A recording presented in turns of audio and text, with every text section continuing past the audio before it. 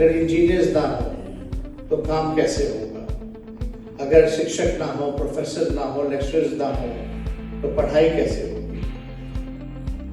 बिहार के उप मुख्यमंत्री तेजस्वी प्रसाद यादव इन दिनों अपने जापान दौरे पर हैं। जी हां, आपको बता दें जापान में उन्होंने बहुत सारी खूबियां गिनाई हैं बिहार सरकार की। जी हां, उन्होंने बताया है कि हमने कितने लोगों को रोजगार दिया, क्या कुछ बिहार में खास है। उन्होंने कहा है जी हां कि बिहार में बहुत से समृद्ध पौराणिक, ऐतिहासिक, धार्मिक और सांस्कृतिक परंपराएं हैं जो बिहार के लोगों के असंख्य त्योहारों, उत्सवों और जीवन में प्रतिबिंबित होती हैं। उप मुख्यमंत्री ने कहा कि मुख्यमंत्री नीतीश कुमार के दिशा निर्देश में पर्यटन विभाग बौद्ध तीर्थाटन का पश्चिम व दक्षिण पूर्व एशियाई देशों में प्रचार प्रसार के लिए हर संभव प्रयास कर रहा है। बहुत सारी चीजें उन्होंने गिनाई है बिहार सरकार के लिए। क्या कुछ खास है, तेजस्वी प्रसाद यादव क्या कुछ कह रहे हैं, आप सुने। कमाई सिंचाई सुनवाई और कार्रवाई वाली सरकार दे देगा। और मुझे खुशी है कि 1 साल हुए हैं और लगभग बिहार में 4 लाख सरकारी नौकरियां जो है वो निकाली गई हैं। किसी भी राज्य में इतनी बड़ी संख्या में लाखों के तादाद में नौकरियां, सरकारी नौकरियां नहीं दी जाती। एक साथ 2.25 लाख केवल जो है शिक्षा विभाग में। अब तो दूसरे चरण का भी निकाल दिया गया है, लगभग 1.25 लाख। 1 लाख के करीब जो है गृह डिपार्टमेंट में, और we are getting a public health cadre in health department which will give job to around 1.5 lakh people. और मुझे पूरा विश्वास है जो 10 लाख नौकरियों का जो हम लोगों ने वादा किया था उसको हम बड़े आसानी से जो है अचीव करेंगे और लोगों को नौकरियां मिलेंगी। और ज़रूरी भी है, किसी भी डिपार्टमेंट में अगर मैन पावर ना हो, अगर अस्पतालों में नर्स ना हो, सपोर्टिंग स्टाफ ना हो, डॉक्टर्स ना हो, तो अस्पताल कैसे चलेगा? तो जो रिक्त पद हैं उसको हम लोग भरने का काम कर रहे हैं। अगर इंजीनियर्स ना हो तो काम कैसे होगा? अगर शिक्षक ना हो, प्रोफेसर ना हो, लेक्चरर्स ना हो तो पढ़ाई कैसे होगी? और खास तौर पे हम लोगों का मकसद है कि बिहार के लोगों को क्वालिटी ऑफ एजुकेशन, शिक्षा में गुणवत्ता की बहुत जरूरत है। तो इस पे हम लोगों का प्राइम फोकस है।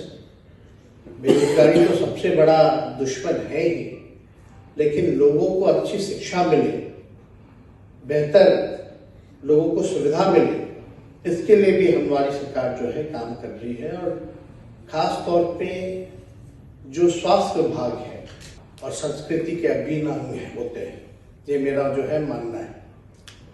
और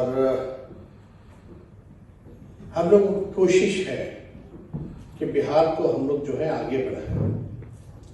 जो भी अपॉर्चुनिटी दूसरे राज्यों में या दूसरे देशों में लोगों को मिलती है, वो अपॉर्चुनिटी हम चाहेंगे कि अपने राज्य में भी मिले। कोई चीज चुटकी बजा करके नहीं होता, it takes time to deliver. But we have our road map, we have our vision, we have our goal, and I believe we will work together, all of us, not only single-handedly one person can deliver this, but I believe in unity. If everyone can get united and work for the Bihari pride, we will definitely get successful. और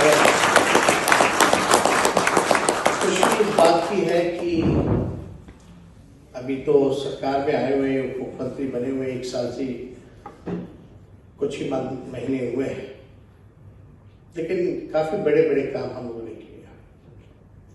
और मेरा मानना है कि पूरे दुनिया में सबसे युवा अगर देश है तो बिहार है, और देश जो है वो भारत है। और भारत में सबसे ज्यादा युवा बसते हैं तो वो बिहार राज्य है। तो जो बिहार है, लगभग 60% नौजवान जो है, यहाँ भी काफी इंजीनियरिंग, IT के स्टूडेंट्स पढ़ते हैं, काम करते हैं। तो सभी लोग ज्यादातर जो बैठे हैं, खास तौर पे परिवार के साथ समय बिताने का होता है, लेकिन आप लोग सब लोग एक बिहारी प्राइड को विश्वास में मानते हुए आप सब लोग यहाँ एक साथ यहाँ उपस्थित हुए हैं समय देने के लिए, आपका हम आभारी रहेंगे।